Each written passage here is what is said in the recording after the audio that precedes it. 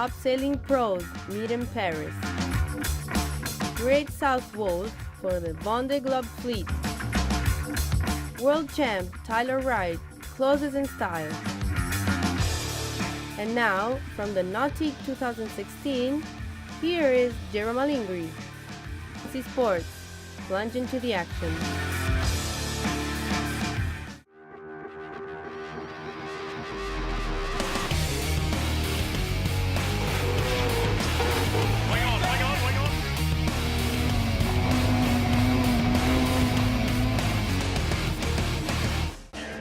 Welcome to a very special edition of NC Sports from the Nautic 2016, the Paris Boat Show. This is the place to be. Lots happening around the oceans, so let's head straight to the lineup. Gàbart, Besson, Seguin, the pros speak with NC Sports about the present and the future of sailing. Broken records, but also plenty of damages, including multiple retirements as the Vendée Globe fleet crosses the southern Indian Ocean. In the briefs, Phaedo 3 takes revenge on Maserati at the RORC Transat. Coville and Sodebo also breaking records at Cape Horn, and the USA wins the Star Sailors League final in Nassau. Plus, Tyler Wright wins the Maui Pro to cap a sensational 2016 season, and much more. Sports play a big role here at the Nautic, and that's why top events like the Vendée Globe Challenge set up shop here for the entire week. There's a match race ongoing now in the ocean. Armel and Alex are still at each other's throat. Then, François Gàbart, the winner of the last edition, speaks out with NC Sports. Next on Top Story.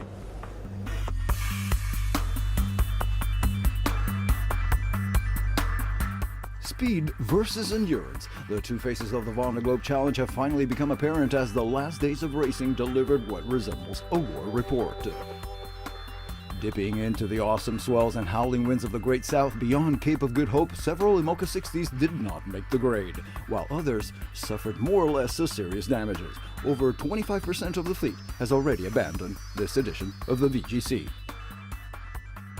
Just in the last week, Quito de Pavante was forced to sound off the SOS after abandoning his semi-sunken Bastide Otio, only to be picked up by a passing ship.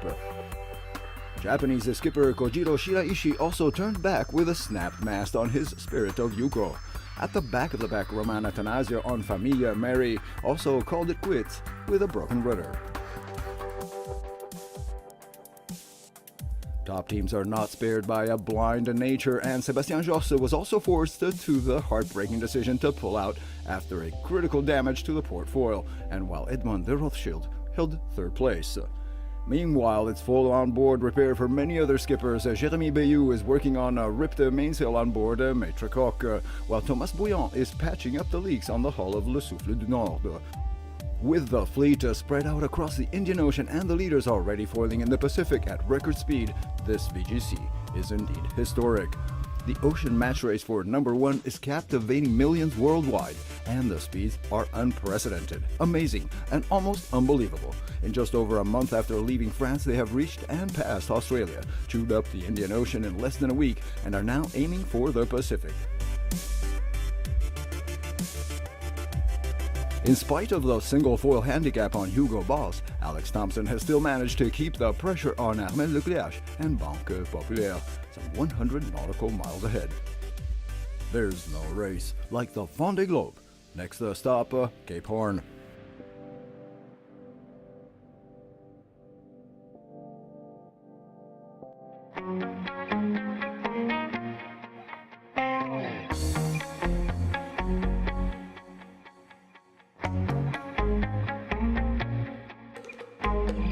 Of course, when you arrive here at the Nautic of Paris, you find the greatest champions, not just in sailing, but in many other sports. We are here with François Gàbart, of course, winner of the last Vendée Globe, skipper of Super Trimaran Massif. Tell me, Armel must be having a little bit of a déjà vu right now. He's starting another match race with the Hugo Boss. It's incredible, this kind of stuff. You've been following, of course. What's your impression? Looks like they're going to crumble your record. Yeah, of course. They are going really fast. They had a perfect window, weather window to just leave Les Sables d'Olonne. and they have amazing boat and they're great sailors. So there is everything to make a wonderful race. And what's happening now with between Armel and Alex is really nice for us to look at. I hope they also enjoy it and they had a lot of pleasure. I'm quite sure about it. And yeah, I hope we will have this match race until the end and a great finish. Now, incredible evolution in the boats. We thought we had a lot of evolution the last time, even more evolution. And next time it will be even better. They're going to fly away off the water. Yeah. I mean, evolution is normal and there is nothing that could stop it. So as long as people will just think about new boats, about faster boats, we will have new ideas every time, and I like it. Now, you're thinking about something very new, which is the round the world non-stop for the multi-hull. I heard you speak about that 2019. What's that going to look like? I think it's the next step, and the next step is for me next year is to try to beat the record solo on a multi-hulls.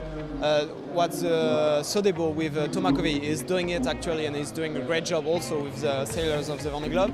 And we're also working on the new races that will be from Brest and that will be a round-the-world race, solo round-the-world race on multi-hulls. Something that never happened until now, and I think this is the next step for offshore sailing. Well, thank you and good wind. Thanks. Nice to meet you. Thanks a lot.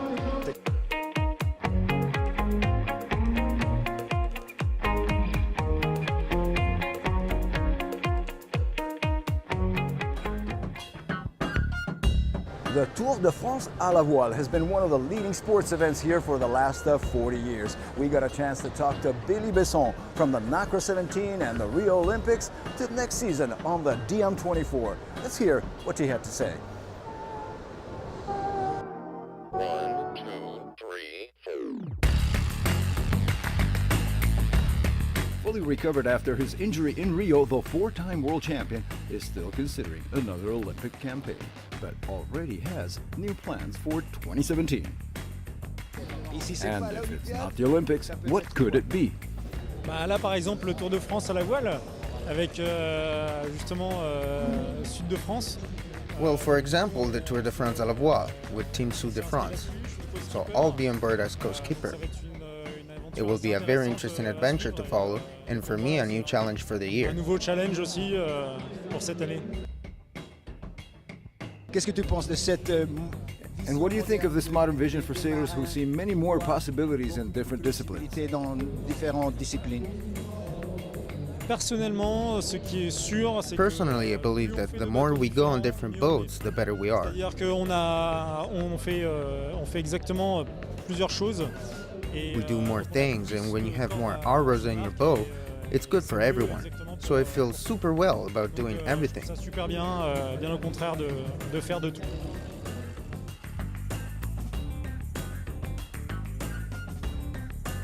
No matter who you ask here, everyone agrees. The forefather of professional sailing in France was Eric Gàbart, a legend and a legacy that still continue to inspire today, and live on through champion sailors like the man Seguin.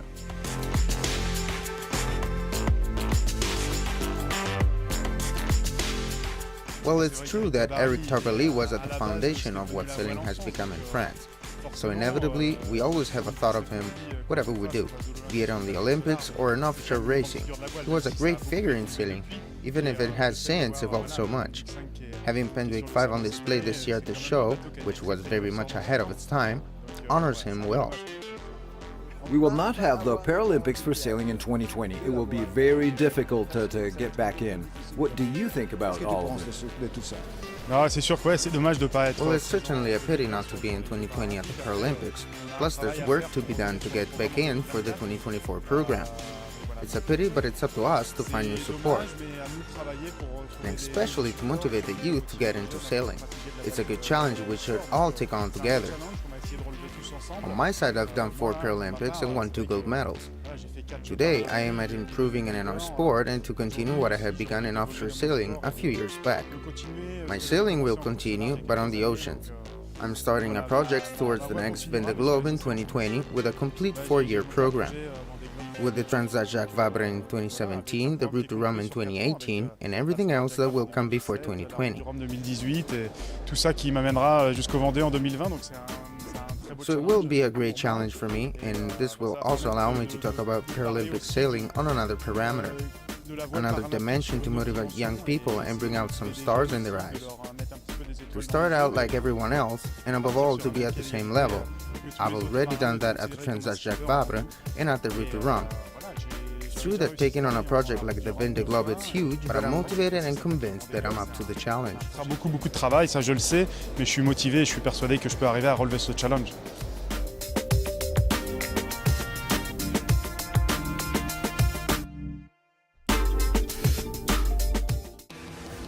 One of the great things about the Paris Boat Show, the Nautic, is that you can actually touch and feel a lot of the products that are shown here on the fairgrounds.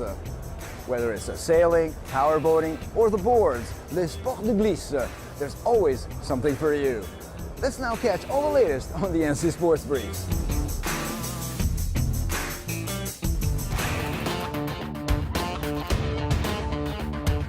Phaedo 3, with Brian Thompson at the helm, became the first boat to cross the finish line in the 2016 RORC Transatlantic race.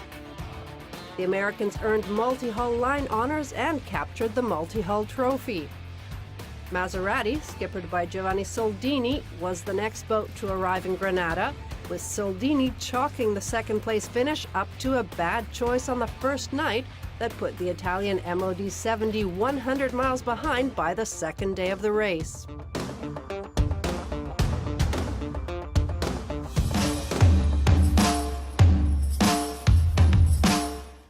French solo sailor Thomas Coville chalked up his 10th passage at Cape Horn this week at record-breaking pace after setting sail from Brest for the round-the-world speed record last November 6 on Maxi Trimaran Sodebo. The numbers are impressive. 21 days to reach Cape Lewin in Australia. Now 31 days for the southernmost tip of the Americas and the Horn. After the downwind drag race in the Indian and Pacific Oceans, with icy gales and dodging icebergs, Coville now faces the mostly upwind descent of the Atlantic.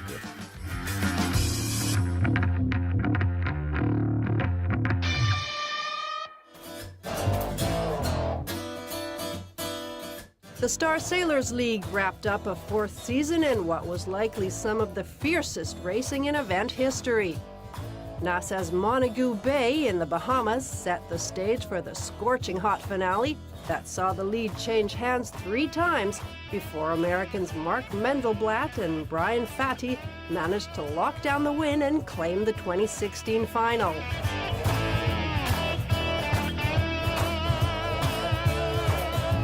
A total of 10 crews battled it out in pristine conditions with 12-knot winds and a whole lot of shifting back and forth on the short track. France's #1 ranked Xavier Rohart and partner Pierre-Alexis Ponceau secured second-place honors, while Brazilian duo Robert Scheidt and Henry Boning rounded out third.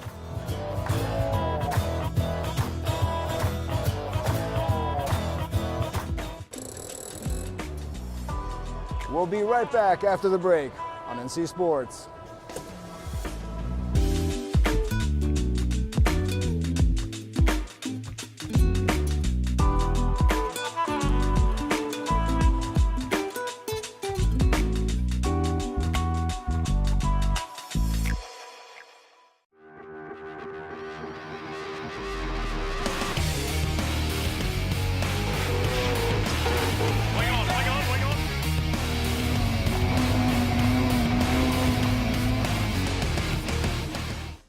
Welcome back to NC Sports.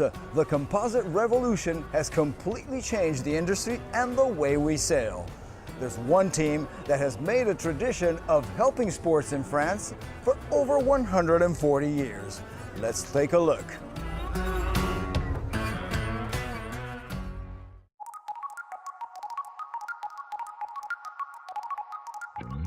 Team Gitana is perhaps an atypical team on the modern professional sports panorama. Fully funded by the Rothschild family and engaged in all top offshore circuits, the team has proven just as competitive as any other sponsored or commercial campaign. It all started over a century ago with a steamboat racing on Lake Geneva, continued in the 1960s, 70s, and 80s with the first Gitana and the Fastnet Victory. Today it's about flying the monos and the multis across the oceans. Clearly, after 4 years of preparation for the Vendée, Sébastien Joss's recent retirement from the race is a hard blow for everyone at Team Gitana. But they have now a bigger toy to play with.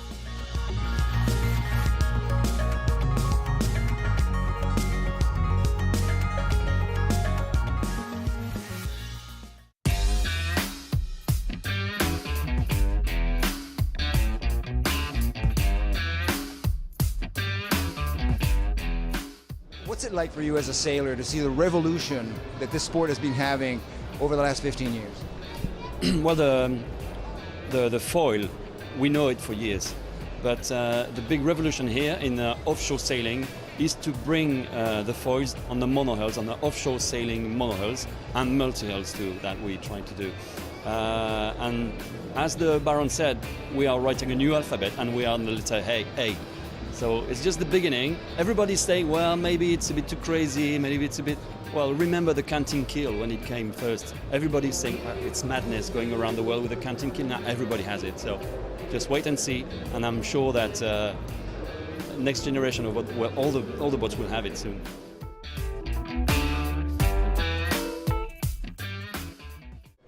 Gitana team now is a foiling team.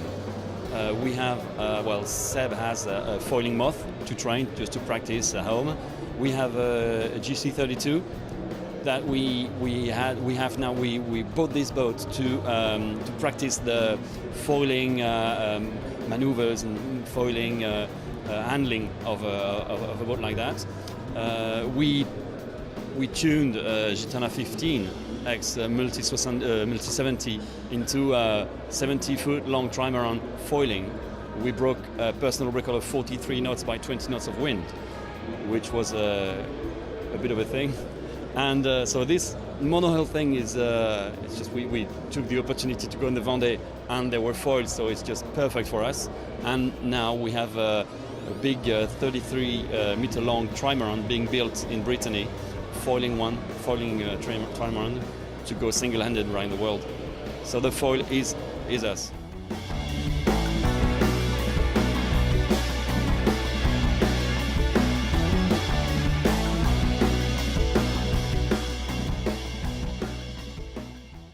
World champ Tyler Wright seals the deal at the Maui Pro. Plus, a French sensation Joan Defay closes the year in the 5th place. Then Joan Deroux and Jeremy Flores are looking for a spot on the championship tour. It's the NC Sports Surfs page with Claudia Casagrande.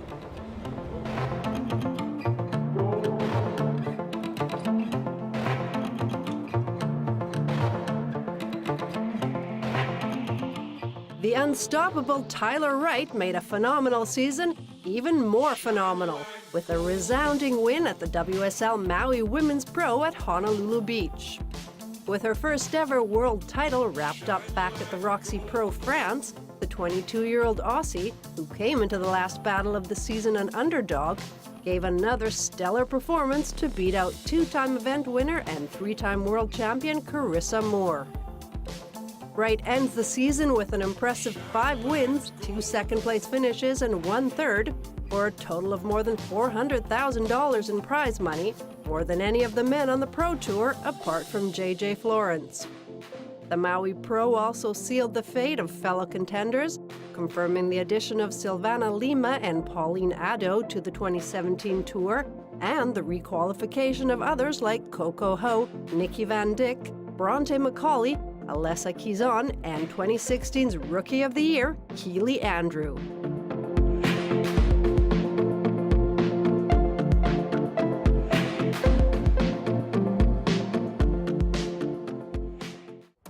France and the America's Cup.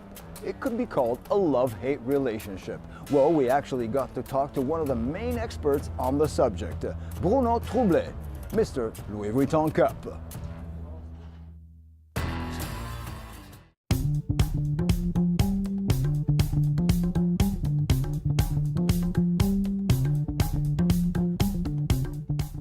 Now, of course, with Bruno Troublé, I cannot not speak America's Cup.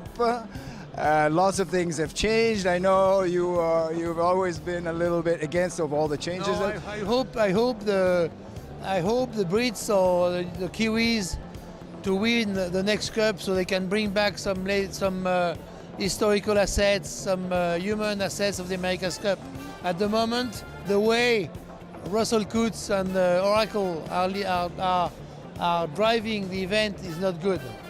Now, I told you, Bruno is very outspoken and he's always said what he had on his mind. I told a year ago that the new America's Cup was kind of a beach event, smelling French fries and sun cream. So I changed a bit my comments, but still, for me it's not the America's Cup we know, and I hope the Brits, by winning the Cup, or the Kiwis, will bring back some assets of the Cup. But foiling and the whole technology, you must admit. Yes, I know, but there was what is your impression on that? Flying is the future of sailing, foiling, I agree with that. But there was no need to take, to invest the America's Cup to show that, you know. It could have been another event. The America's Cup is very traditional, and I think a lot of people who won the America's Cup in the past must turn in their graves because of what happens now. It's no elegance, no tradition. They don't link what's happening now to the history of the Cup. There were some foils years and years ago, but no one is showing that. I mean, there is no link, and it's a pity. It's a pity. Thank you very much. Fair winds. Brits or Kiwis to win. Okay. Thank you. Thank you. Un plaisir, toujours.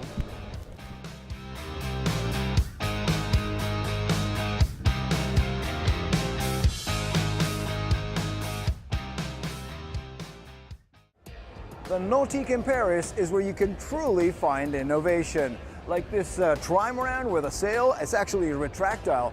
I think I'm going to take a good look at it while you guys check out the NC Sports calendar.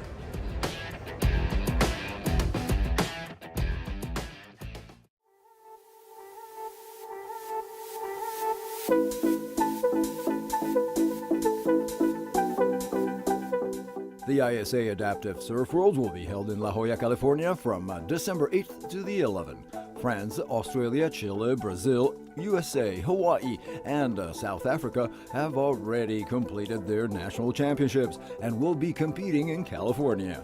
6 different categories will be on the water, including standing, kneeling, prone, paddle, and assisted for the visually impaired.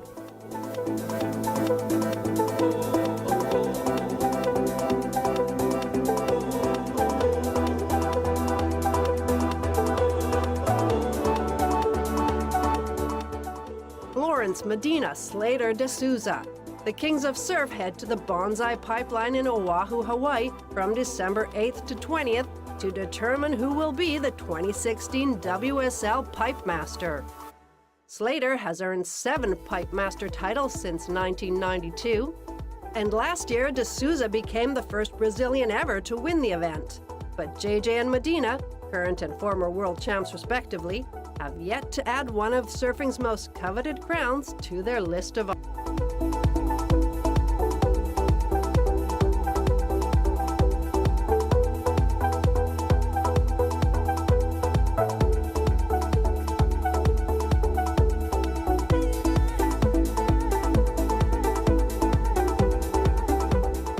Yes, it's the holiday season again, and like every year, the sailing world looks on to the Sydney-Hobart race, a true classic that has been gathering the best yachts and sailors for the past 72 years. Over 100 teams have already signed up for this 628 nautical mile drag race to the tip of Tasmania, including multiple winner Wild Oats 11. The Cannon Blast will sign off the fleet on Boxing Day, December 26th.